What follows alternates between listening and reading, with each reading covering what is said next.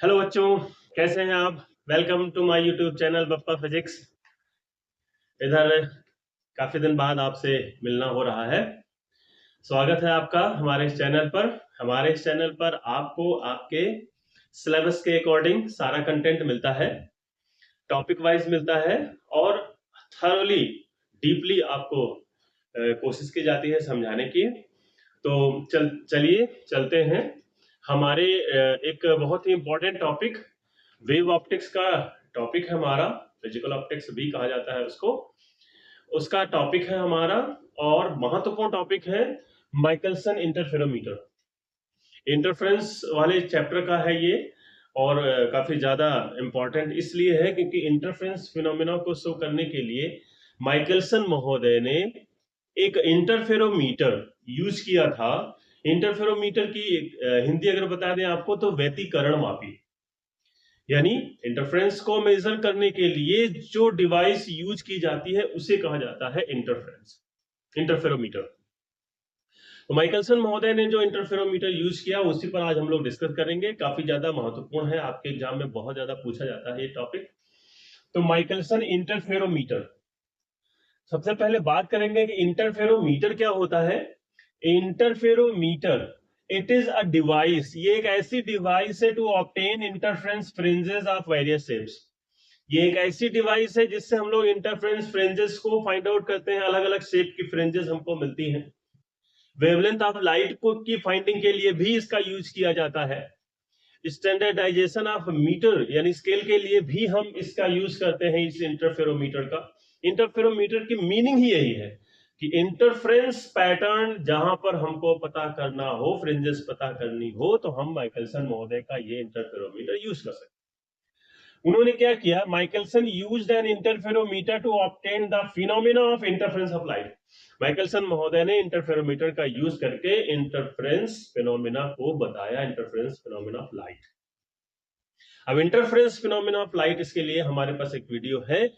Interference of light क्या होता है ये आप उसको देख लीजिएगा, आपको अच्छे से समझ में आ जाएगा। Due to thin films interference क्या होता है वो भी आप देख लीजिएगा, वहां से भी आपको सारी चीजें क्लियर हो जाएंगी। इसका प्रिंसिपल क्या है, किस सिद्धांत पर ये वर्क करता है वो देख लीजिए। It is based on the principle of superposition. Principle of superposition Hindi में कहते हैं अध्यारोपण का सिद्धांत, जिसमें आपने पढ़ा होगा प्रीवियस क्लासेस में, यदि दो या दो से अधिक वेव्स आपकी, two or more waves travelling in a medium, they super, they interfere, बस वही है, एक दूसरे के साथ मिलती हैं, अध्यारोपित होती हैं, तो आफ्टर द देयर सुपरपोजिशन क्या होता है, हमको उनका जो नेट यानी जो रिजल्टेंट एम्पलीट्यूड है उनके अलग अलग एम्पलीट्यूड के सब के बराबर होता है। या डिस्प्लेसमेंट अगर कह ले, डिस्प्लेसमेंट के केस में कह ले तो उनका जो नेट डिस्प्लेसमेंट होता है वो उनके अलग अलग डिस्प्लेसमेंट के सम के बराबर होता है, वेक्टर सम के बराबर होता है। तो वही आपका जो प्रिंसिपल है वही यहां पर लागू होगा, क्योंकि यहां पर भी हम इंटरफेरेंस की जो कंडीशंस है वो ये कंडीशन होती है कि कम से कम दो सोर्स आपके, दो कोहेरेंट सोर्सेज होने चाहिए, तभी हम ऐसा कर सकते हैं, अन्यथा की स्थिति में इंटरफेरेंस हम नहीं दिखा पाएंगे। दो सोर्सेज हो जो कि कोहेरेंट हो, कोहेरेंट की कंडीशन होती है, कोहेरेंट की कंडीशन हमारे तो उसमें वीडियो में आप पूरा देख लीजिएगा। कोहेरेंट की कंडीशन ये है कि जब भी कभी दो सोर्सेज से निकलने वाली जो रेज हैं हमारी, उनका एम्पलीट्यूड, उनकी फ्रीक्वेंसी और फेज डिफरेंस ये बराबर हो, सेम हो, एम्पलीट्यूड एग्जैक्टली सेम भी हो सकती हैं और अप्रोक्सीमेटली सेम भी हो सकती है, फ्रीक्वेंसी इनकी बराबर हो, एम्पलीट्यूड इक्वल हो और फेज डिफरेंस कांस्टेंट हो टाइम के साथ, तो वो दोनों सोर्सेज जो होते हैं एज ए कोहेरेंट सोर्स यानी कला संबद्ध सोर्स। तो ये बेसिक कंडीशन है हमारे इंटरफेरेंस ऑफ लाइट की। अब यहां पर देखिए माइकलसन महोदय ने जो इंटरफेरोमीटर यानी जो व्यतिकरण मापी आपका तैयार किया, वो कैसे, क्या था उसमें, क्या उसकी खास बात थी। तो आइए हम लोग इसके कंस्ट्रक्शन पर चलते हैं। तो आ जाते हैं इस पर कंस्ट्रक्शन पर हमारे। सबसे पहले तो आपके इसमें माइकलसन इंटरफेरोमीटर में क्या क्या है ये चीज आपको जानना जरूरी है। एक आपका लाइट सोर्स है, मोनोक्रोमेटिक लाइट सोर्स होता है। ये मोनोक्रोमेटिक का मतलब होता है एक रंग का प्रकाश होना चाहिए सिर्फ। ज्यादातर सोडियम लाइट का यूज किया जाता है, अच्छा रिजल्ट उससे हमको मिलता है। एक यहाँ पर कॉन्वेक्स लेंस का यूज किया गया है जो रेस को पैरेलल करता है। दो मिरर्स यूज किए गए हैं और एग्जैक्टली परपेंडिकुलर डायरेक्शन इस तरीके से है, एग्जैक्टली परपेंडिकुलर डायरेक्शन में एक दूसरे के डायगोनली है। M1 और M2 दो मिरर है हमारे पास। दो ग्लास प्लेट का यूज किया गया है हमारा, एक G है दूसरी C है। G हाफ सिल्वर्ड प्लेट है और C प्लेन है, पूरी तरीके से ट्रांसपेरेंट है प्लेट, ग्लास प्लेट है हमारी। ये दोनों प्लेट अभी बताते हैं आपको इनका काम क्या है। ये दोनों प्लेट एग्जैक्टली पैरेलल होती है और M2 के साथ जो एक्सिस हमारी यानी रे जो है उसके साथ 45 डिग्री का एंगल बनाती है। और एक टेलीस्कोप है जिसके थ्रू हमको देखना होता है इंटरफेरेंस फिनोमेना। ये M2 जो M2 डैश आपको दिख रहा है, ये इसकी इमेज इसमें हमको नजर आती है। तो अब आपको क्या करना है कि कैसे इसकी वर्किंग क्या है। पहले तो कंस्ट्रक्शन में आपको क्या लिखना है वो लिखा हुआ है, मैं एक बार इसको रिपीट किए दे रहा हूं। The experimental arrangement of Michelson interferometer is shown in the given figure. आपका एक्सपेरिमेंटल अरेंजमेंट शो किया गया है इसमें फिगर में। In which S be a source of monochromatic light, जहां पर ऐसे आपका सोर्स है मोनोक्रोमेटिक लाइट का, and two plane mirrors M1 and M2, they are mounted vertically on two arms at right angles to each other। Exactly right angle होना चाहिए, नहीं तो गड़बड़ हो जाएगा, फिर आपको फ्रिंजेस नजर नहीं आएंगे इसमें। और two similar and optically plane parallel glass plates हैं आपकी G और C, in which plate G is half silvered, ध्यान रखना है G आपकी हाफ सिल्वर्ड प्लेट है। और दोनों M2 के साथ 45 एंगल पर ये आपकी झुकी हुई है। दोनों प्लेट एक दूसरे के पैरेलल है और M2 के साथ झुकी हुई।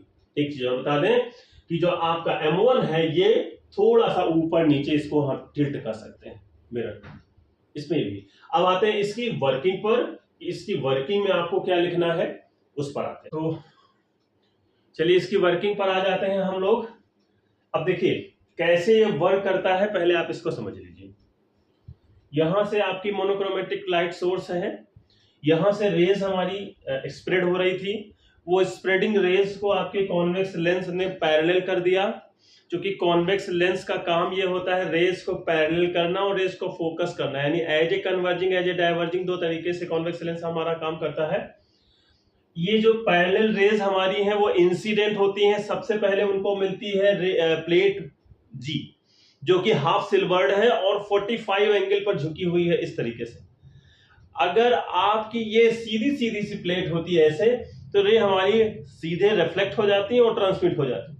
लेकिन चूंकि ये एंगल झुकी हुई है 45 डिग्री पर, इसलिए रे जब इस पर इंसिडेंट होगी तो झुका हुआ जो पार्ट हमारा जो आपका सिल्वर्ड है उससे रिफ्लेक्शन होगा और ट्रांसमिट जो आपके प्लेन पार्ट है उससे ट्रांसमिट होगी रेस, यानी दोनों चीजें हमको मिलेंगी।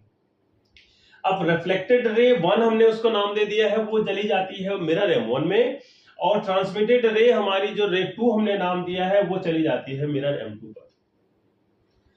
अब ये जाहिर सी बात है कि ये मिरर है तो वहां से रिफ्लेक्शन फर्दर होगा। फर्दर रिफ्लेक्टेड रे हमारी आती है, यहां मिलती है, और M2 से फिर फर्दर रिफ्लेक्शन हमारा होता है और रे हमारी यहां रीइंफोर्स होती है, यानी मिलती है यहां पर। अब देखो इसका क्या काम है, जब मिल रही थी सब कुछ तो इसका क्या काम था। पाथ डिफरेंस हमने जब निकाला, रे यहां से यहां गई और वापस आई, वो निकाला। रे यहां से यहां M2 पर टकराई, वापस आई, वो निकाला। पाथ डिफरेंस हमने देखा वो आपका इक्वलाइज नहीं हो रहा था, वो दूसरा आ रहा था। तो दूसरे आने की वजह से हमको रिजल्ट नहीं मिल रहा था, तो इसलिए हमने एक प्लेट इसके बीच में रख दी जिसने पाथ डिफरेंस को इक्वलाइज कर दिया। इसका काम है, इसका नाम है कंपनसेटिंग प्लेट।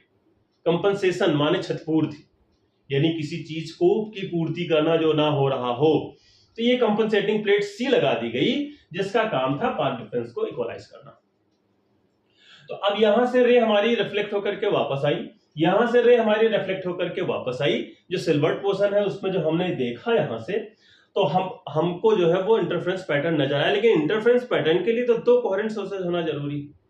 अब यहाँ पर दो कोहेरेंट सोर्सेज कैसे है? मिरर तो हमारे पास यह वाला एक ही है, एक इधर है एक इधर है, तो इसकी इमेज जो है मिरर, जो M2 की मिरर इमेज थी वो हमको इसमें नजर आ रही थी, और M1 भी हमको नजर आ रहा था। यानी M1 और M2 हमको कुछ इस तरीके से M1 और M2 डैश नजर आ रहे थे जब हम टेलीस्कोप से यहां से देख रहे थे। तो अब आपकी जो रेज होंगी वो एक इससे दूसरी इससे नजर आएगी। हो गए आपके दो कोहेरेंट सोर्सेज, कोहेरेंट सोर्सेज दो हो गए, एक लाइट एक M1 से रे रिफ्लेक्ट हो रही है, एक M2 डैश से। वो हो तो वास्तव में यहां से रही है, लेकिन इसकी इमेज हमको इसमें नजर आएगी, जब यहां देखेंगे तो हमको इस तरीके से नजर आएंगे। तो ये दोनों इसीलिए इसको बनाया गया है कि M2 डैश क्या है? M1 की वर्चुअल इमेज है, वो हमको यहां पर नजर आती है, जिस इन दोनों के बीच में जो एयर फिल्म है उसी में इंटरफ्रेंस पैटर्न हमको मिलता है। तो आप जरा सा देख लीजिए वर्किंग में आपको क्या लिखना है। The light from the source S which is parallel by the lens L falls normally on the glass plate G. Glass plate G पर हम उसको नॉर्मली इंसिडेंट कराएंगे, at which it is partially reflected along M1 ray 1 हमने नाम दिया है, and partially transmitted along M2 ray 2 नाम दिया है। After reflection from the mirrors M1 and M2, the two rays 1 and 2 recombine at the partially silvered surface and enter a telescope T. Since the rays entering the telescope are derived from the same incident ray, they are coherent and hence we get interference pattern. ये आपको लिखना है, बस थोड़ा सा एक line आपको यहां पर बढ़ानी है। What is the use of compensating plate C, थोड़ा सा और हम इसमें ऐड कर देते हैं। मैंने आपसे कहा था कि इस सी को यहां पर क्यों यूज किया गया, उसको देख लीजिए, हम बता चुके हैं आपको। After partial refraction and reflection the रे 1 travels through plate G twice and the second रे डज नॉट डू सो। ऐसा सेकेंड रे नहीं कर रही थी, तो उसकी absence, thus in the absence of plate C the paths of ray 1 and 2 are not equal नहीं थे। तो इनको इक्वल करने के लिए, so to equalize these paths the plate C is used which is called compensating plate। इसको आप चाहो तो इसको बीच में भी रख सकते हो और अलग से भी आपसे पूछ सकता है कि what is the use of plate C या कंपनसेटिंग प्लेट का यूज इसमें क्या होता है, तो उसकी जगह पर आप इसको देना। तो ये आपका कंस्ट्रक्शन वर्किंग माइकलसन इंटरफेरोमीटर की होगी।